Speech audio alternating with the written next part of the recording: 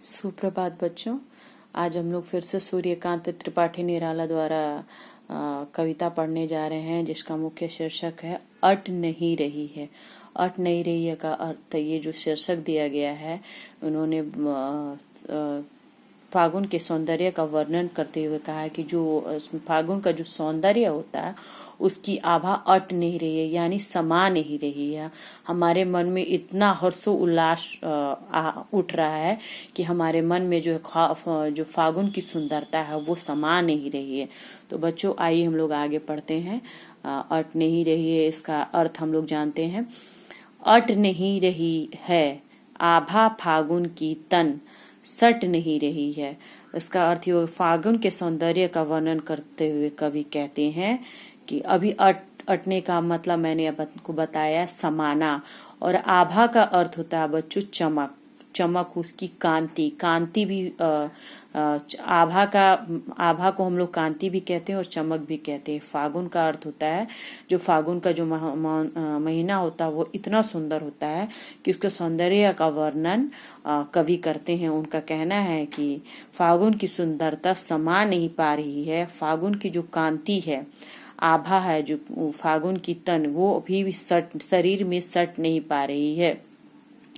कहीं सांस लेते हो घर घर भर देते हो, उड़ने को नभ में तुम पर पर कर देते हो।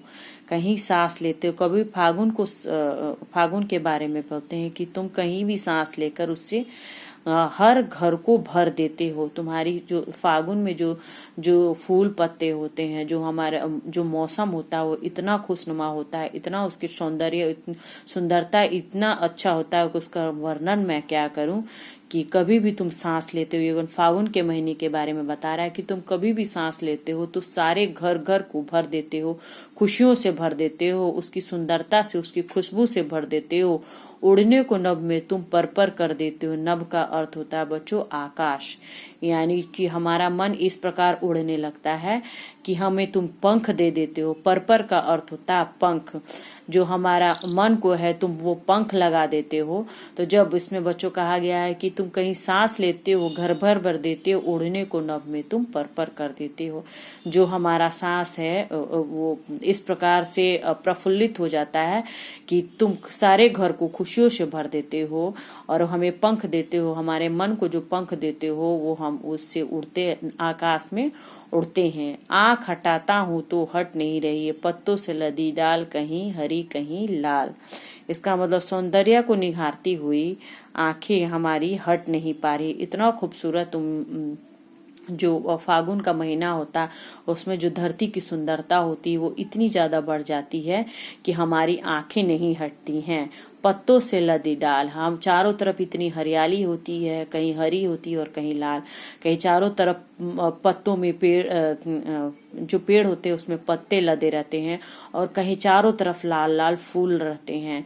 जो उसकी कोमलता रहती है वो चारों तरफ प्रफुल्लित रहती है। कहीं पड़ी है उर में, उर का अर्थ होता है बच्चों धरती।